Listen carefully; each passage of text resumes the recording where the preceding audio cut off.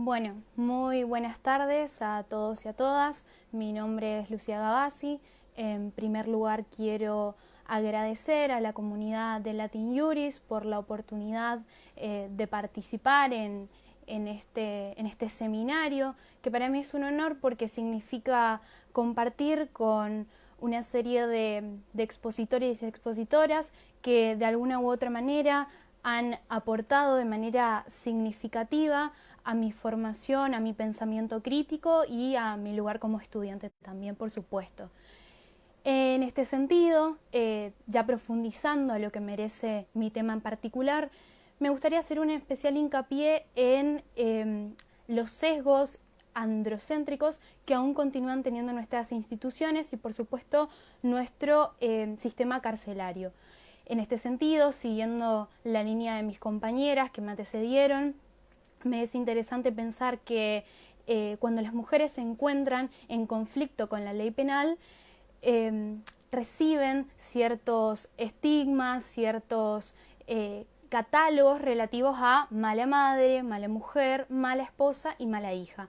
Entendiendo también que muchas normativas de otros países adecúan su conjunto de normas, su cuerpo normativo a la religión, a lo que espera cada sociedad del rol que tiene que cumplir la mujer. En este sentido,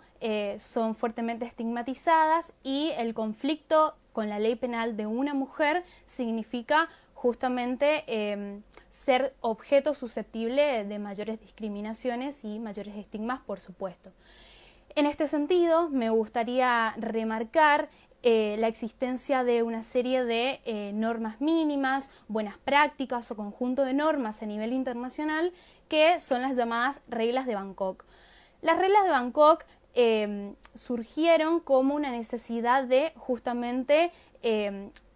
quizás llenar esos vacíos que tenían reglas mínimas existentes que antecedieron a las reglas de Bangkok, pero que jamás se ocuparon de la cuestión específica del encarcelamiento femenino. En este sentido, sabemos de la existencia de las reglas mínimas para el tratamiento de reclusos, sancionado en el año 1955, a su vez las reglas de Tokio, las reglas de Brasilia, pero jamás se había profundizado en la problemática del encarcelamiento femenino en particular y lo que corresponde a sus condiciones particulares del ejercicio de la maternidad, el continuar ejerciendo sus vínculos desde el encierro. En tal sentido, la comunidad internacional ha comenzado a evidenciar que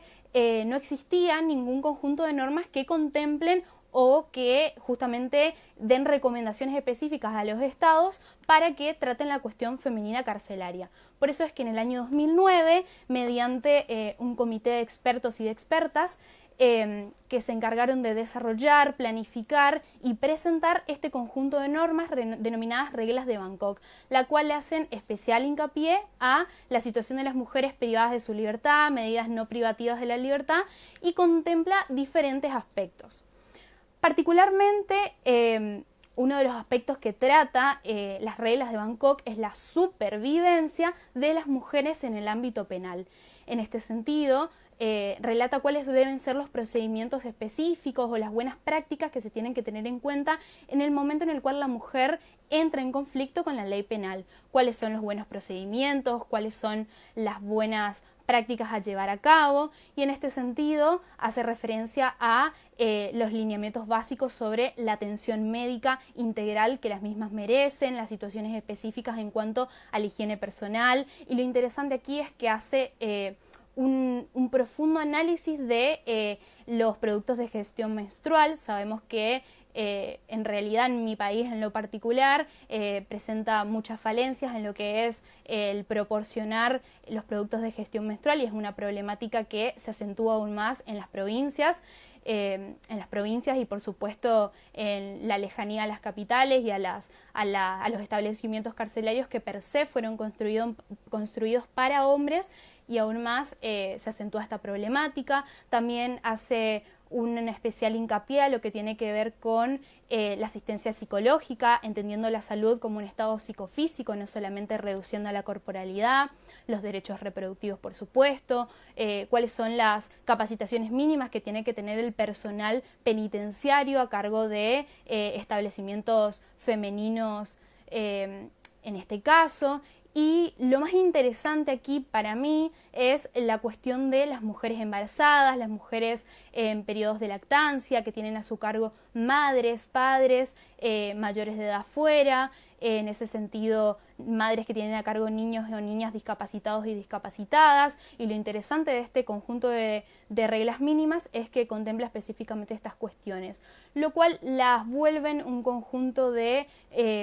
recomendaciones muy importantes, ricas, inclusivas, que sería interesante que todos los estados podrían incorporar y tenerlos en cuenta. En este sentido, me gustaría citar un ejemplo muy cercano a mi país, en este caso la Argentina, el ejemplo de Paraguay. En este caso, este país ha adoptado como una manera de acordada, emitida por la Corte Suprema de Justicia de la Nación, las reglas de Brasilia específicamente, que contempla el acceso a justicia a las personas en condiciones de vulnerabilidad, y específicamente las reglas de Bangkok, lo cual es un avance muy importante en materia por lo menos normativa, si bien lógicamente que las normas y los tratados deben cumplirse de manera efectiva y debe supervisarse, planificar y diseñar políticas públicas que aseguren ese cumplimiento. Es un avance enorme que un país como Paraguay, tan cercano a nosotros, lo haya incorporado como una acordada. En este sentido, debemos recordar el Pacta Sunt Servanda como un principio del derecho internacional de los derechos humanos, que también nos llama a interpelarnos que estas reglas de Bangkok fueron emitidas por las Naciones Unidas, fueron aprobadas en el año 2010, en el mes de diciembre. Por lo tanto, nos llama a interpelarnos de la obligatoriedad que tiene también y la necesidad de que estas reglas mínimas y estas directrices tan importantes sean incorporadas en nuestra normativa. En este sentido, y más profundizando en la cuestión carcelaria de mi país, en la Argentina no tiene programas específicos o políticas públicas destinadas a la transformación estructural de la política carcelaria de las mujeres específicamente. No hay planes de acción, no hay planes integrales que realmente merezcan una transformación estructural. Más bien son programas a corto plazo, más bien tiene mucho que ver la ayuda externa de asociaciones civiles y asociaciones que se encargan de asistir cierta asistencia a estas mujeres privadas de su libertad, pero sería muy interesante que se profundice de alguna u otra manera en políticas públicas realmente efectivas. En este sentido, cuando se trata la perspectiva de género en las políticas públicas y la violencia hacia las mujeres, considero que, por lo menos en la Argentina, se deja de lado a las mujeres que se encuentran privadas de su libertad, no entendiendo que su condición de mujer madre, mujer jefa de hogar, mujer a cargo, justamente imposibilita y hace una manera más dificultosa su reinserción social con respecto al hombre. En este sentido, como una propuesta o como una mera recomendación para interpretar las leyes, porque como estudiante de Derecho considero que es lo que tengo que hacer, con mucha responsabilidad, por supuesto, me parece interesante plantear una serie de reformas legislativas o una inclusión legislativa para que justamente estas reglas de Bangkok tan importantes dejen de ser meras recomendaciones y pasen a ser efectivas normas de nuestro reglamento interno. Por eso me parece importante quizás la sanción de una ley, por ejemplo, que sea tomada como una norma programática que comprenda y que entienda en consonancia con la Convención sobre la Eliminación de todas formas de discriminación hacia la mujer, la CEDAW, que en el caso de la Argentina tiene supremacía constitucional, se encuentra contenida en el artículo 75, inciso 22, la Convención Belén do Pará, que si bien no goza de esta jerarquía constitucional, goza con jerarquía superior a las leyes, y en este caso la Ley 24660, que hace referencia a la ejecución de la pena, lo cual sería importante que sea entendida como una norma programática. y de esta manera se compromete al Estado argentino a que desarrolle políticas públicas efectivas y de transformación estructural de las políticas públicas, de las políticas carcelarias en general, por supuesto, pero en particular, en este caso y en lo que me concierne a mi ponencia, en los establecimientos carcelarios. Y por supuesto sabemos que las cárceles no fueron instituciones creadas para mujeres, sino por hombres y para hombres. Entonces me parece también importante recalcar la necesidad de, en tanto y en cuanto se puedan aplicar arrestos domiciliarios y medidas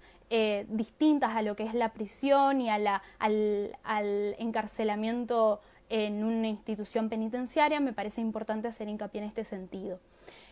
Considero que hay muchas maneras en la cual podemos abordar esta cuestión, mediante planes de acción, planes de igualdad de género, mediante programas progresivos, por supuesto, pero es necesario interpelarlos de por qué no incluimos a nuestra normativa las reglas de Bangkok, porque esto significaría que el Estado, mediante sus instituciones, sus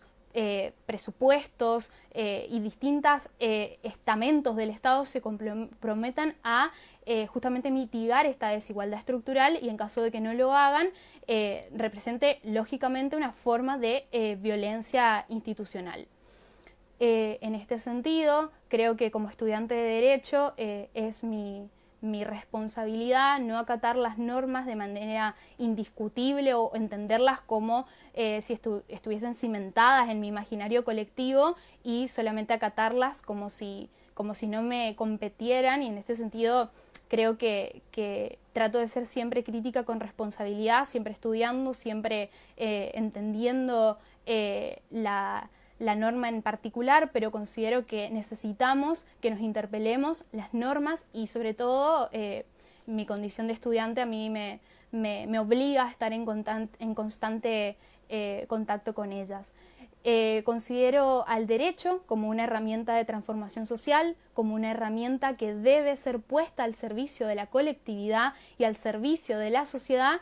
Y en este sentido, la sociedad también son las mujeres privadas de su libertad, sin arbitrariedades y sin distinciones.